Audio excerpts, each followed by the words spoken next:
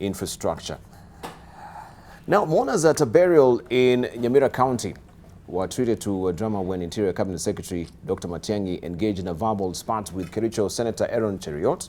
The CS told off the senator over his claims that he had secretly met Deputy President William Ruto some 6 months ago, when he reportedly faced an impeachment motion over the Ruaraka land saga. A seemingly angry CS accused the senator of lying for political mileage. Take a listen. Na siku hiyo nilipata simu kali sana. Simu hiyo nilipigiwa na Deputy President William Ruto. Akanisamu kwa ofisi yake. Mimi kufika nikapata Deputy President na huyu CS Matiang'i yako hapa. Deputy President akaniambia mambo gani hiyo inaendelea, nikamwambia mkubwa, hiyo ni fitina ya Senator wa Homa Bay, watu wa ODM na mambo kama hiyo. Tulipofika bunge, mimi nilitoa wajumbe wote wa Jubilee nje, hiyo mswada ikaanguka chini. Senator Cheruiyot, unajua mimi, I was raised by Christian parents. I don't lie. You have lied to my people here that you called me to a meeting with a Deputy President. I have never sat in that kind of meeting.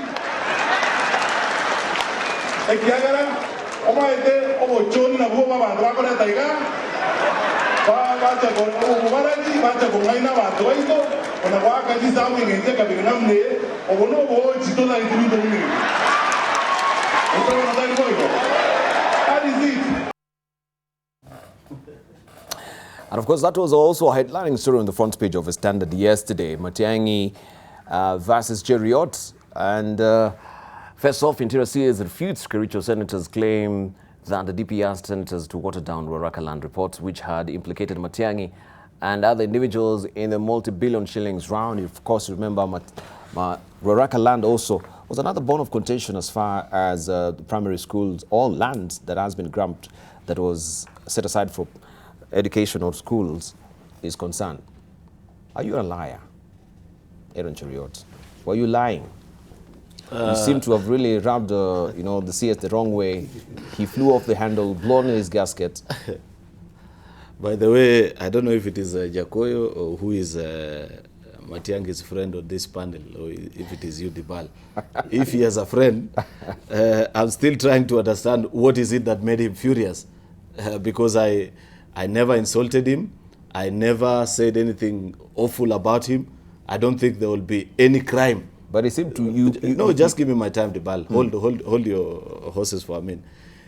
If, for example, supposing it wasn't true, as he alleges, that he met his boss, what is it then that made him so furious to an extent of insulting me, something that I found to be completely demeaning to the office that he's held and his stature? But there are three quick things that I want to say. One, I've learned something over this issue in the last few days, Dibal, that in Kenya, a lie or otherwise is determined by political inclination. You know that gentleman that sent a tweet and said, ask Cheruiyot why he was lying. I'd be glad to meet him and find out from him what kind of test he has run on me to find out, because it's my word against the CS's word. So what test has he run to find out who between him and I are lying? But the truth of the matter is that I stand and continue to reiterate that on that particular day, it was a Wednesday, and I remember it so well, that we met with CS Matiang'i in that particular office at Harambee House Annex. And it is on that particular day that I explained what had happened the previous day in the Senate with regards to the issue of this Ruaraka issue. And then we discussed it, and it ended at that particular afternoon now on the Wednesday, because the issue first came out. You discussed the issue? Yes. In the office of the Deputy President? It was over lunch, not inside the office. He has a boardroom. And I found the two of them. Of course, later on, other people, other members of Parliament and people who were coming to see him, they joined him over lunch, and there was this discussion about what had transpired in the House the previous day. Now, that is a point that you need to understand. But before I go to that, there's the issue of context that you need to put this conversation to, so that it isn't lost. Why was I narrating that story? The reason I was narrating that story is that at this particular function, there are various speakers who had spoken before I, and they kept on casting aspersions on the conduct of the Deputy President, that CS Matiang'i will be doing so well in government. had it not been that the deputy president is fighting him and his people do not give the kind of support that is needed to this particular CS. So when I rose to speak, I sought to dispel those rumors and said, first of all, to the best of my knowledge, CS Matiangi is an appointee of the presidency. So there is no way that they can be in any competition with his appointing authority, which is the president and his deputy.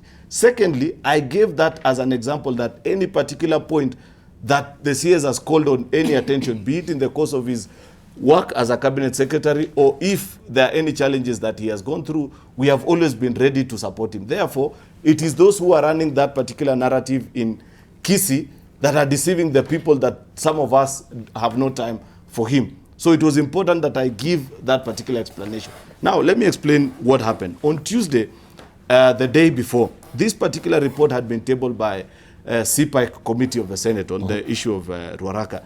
And from the reading of it, it was a very wonderful report. I gave I was among the very first people to speak to it, and I gave my support to it, actually, that this particular report is a good work of a committee of parliament. But in the course of debate, very serious and grave allegations came out. And I urge you or anybody that wants to find out the truth on this particular issue to reproduce the Hansard. There were very grave allegations that were made against the committee. That one, there are certain members of the committee who had refused to sign that particular report because it emerged, or the allegations actually were that certain members of that committee had been in contact with the people that were being investigated. They went to an extent of hiring a hotel room, you know, trying to converse or to cajole them to give them some money. Therefore, it created a whole disarray, and that is why we never voted on that particular Tuesday, because many of us then rose on point of order and said, Mr. Speaker, can we then have the committee chairperson to address us on this particular issue that are being raised? On that Tuesday, the senator for Homa Bay was not in. The speaker ruled that the matter be brought again to the House the following day, which was now on a Wednesday. It was on this particular day that I met the CS over lunch hour, and he also explained and confirmed to me that why do you guys want to go ahead and support something that you clearly know that these people were trying to solicit bribes from us? I told him, well, as Parliament, we have procedures on how such matters are investigated. Upon further inquiry, when I went back to the House, I asked the chair, because that day now he was there, that are you aware of this allegation? And said, yes, this Mr. Mburu, the fellow who is alleged to have been paid, wrote a letter to the speaker alleging that certain members of my committee reached out to me. But since then, the matter has been handled at, what is it called, the Powers and Privileges Committee, and it has been dispensed of. When that matter came up on Wednesday, we demanded that as members, before we put a matter to a vote, because that report was indicting about 3 or 4 people, that it is not clear to our heads who is speaking the truth. Here is a committee that has brought a report. We thought it was a good committee. But in the course of debate, allegations have come up.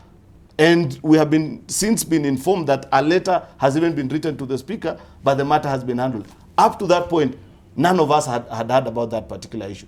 And it was at that particular point that we made the decision that unless we are given a proper opportunity to understand who could be speaking the truth between the accused and our colleagues, because who sit in this particular committee, we couldn't be putting, it will be unfair of us to either condemn or agree with any of the 2 particular parties. And it is on that ground that we left the House and said we will not participate in that kind of a vote until such a time as those allegations are properly alleged. So it's a very basic and simple issue. It's very clear in my mind why that particular issue flopped. All right. Let me just cross over to Kimani Matiang'i, because I think this Ruaraka land issue was squarely before your committee as well. Yes. And do you think, from your own assessment, there is a dark underbelly as far as the CS is concerned with this Ruaraka land saga itself?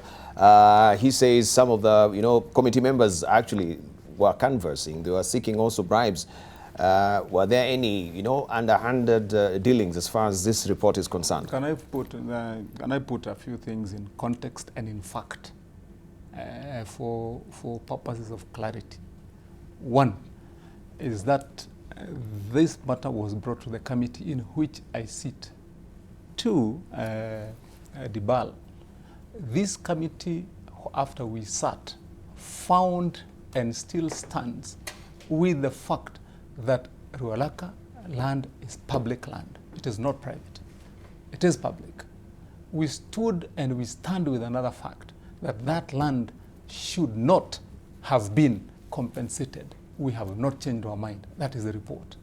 3, that there were crooks who went around trying to tarnish the name and torpedo that report by all means, so that it did not find its way to the floor of the House. Crooks from That where? is a fact. Crooks, Let me crooks finish. from where? Let me finish, my friend. No, I just want to know these crooks. You can't just name crooks. I will put my issue to context, and then I can answer you, because I need to have the facts on the way they are. If you want to find out whether those are facts, follow the court proceedings, because this matter found its way to court, and the High Court, in a 2-bench judge, went ahead and confirmed what the committee said, that indeed that is public land, it should not have been compensated, and compensating was wrong. It was illegal.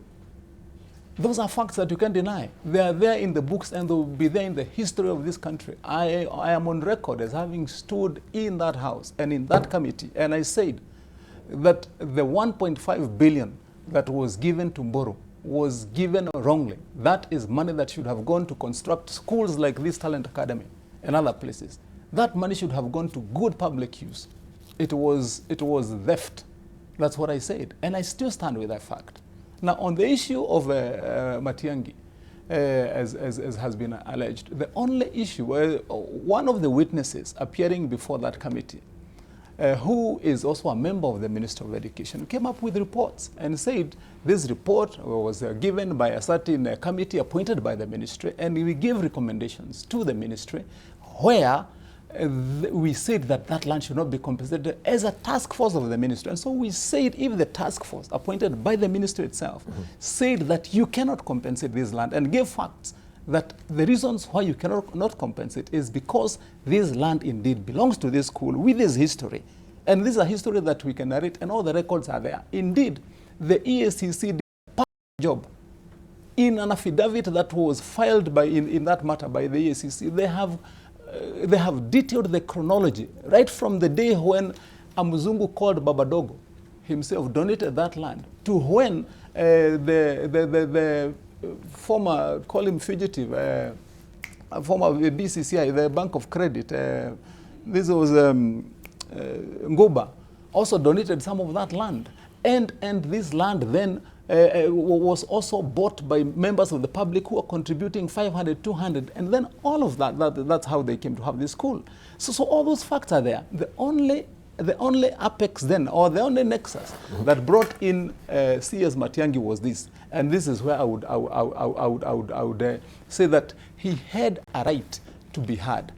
The only mistake that happened, and that is why I would say that he was not accorded the opportunity or justice as it should have been, was that he was not given the opportunity after those officers came and took those reports for him to appear and then clean his name. And that is what should have happened and should happen. And so the point at which Senator Cheruiyot would be arguing on this particular matter is, and that's the point we stood by as a committee. And this was simply because of those stories you have heard that were brought in. Somebody went writing fake letters to the speaker and petitioning the privileges committee in the Senate that these guys should not be given an opportunity to bring this report. All of that, they were trying to beat time so that we do not get don't get the opportunity to table that report.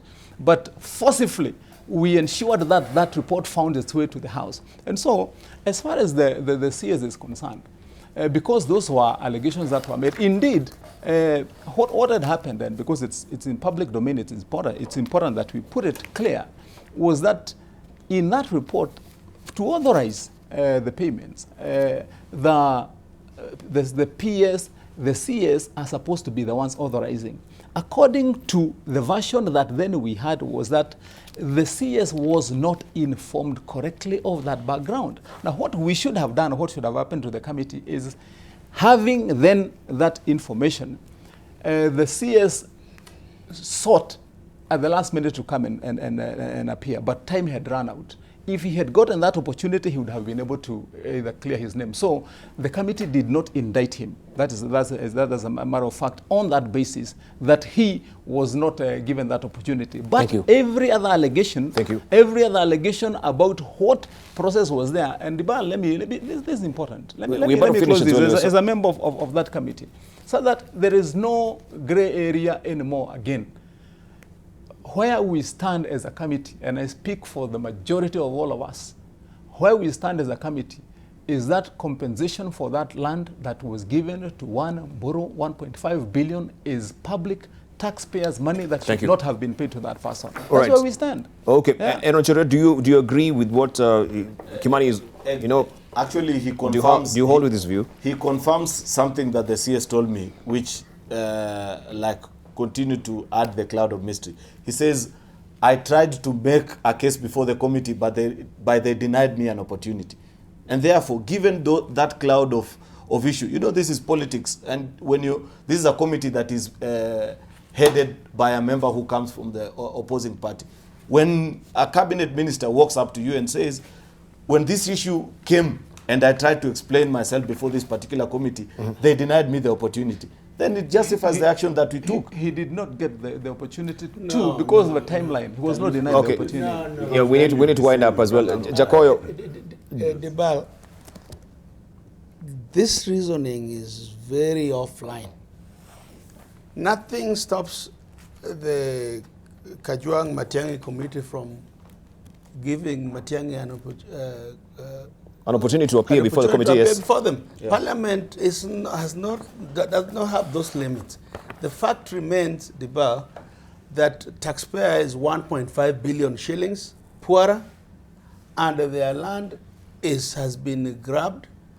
You can't come here and try to exonerate somebody who was the Minister of Lands, was the Minister of Education. He can't do that.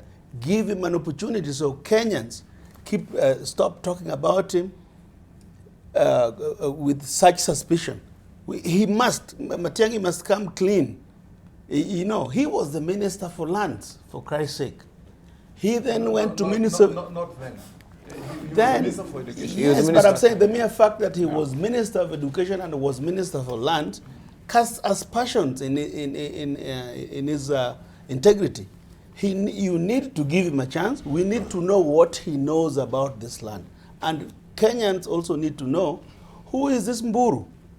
Why is he walking the streets after stealing 1.5 billion shillings from Kenyans? Right. Who is he? I'm surprised by that particular argument that you also, Matiangi, you're advancing that because of interest of time, you cannot be appearing before the committee, and you cannot even, because this matter is very critical. How can you not even have, sometimes spared for? Let's say from just a moment. Let's say you've asked a question.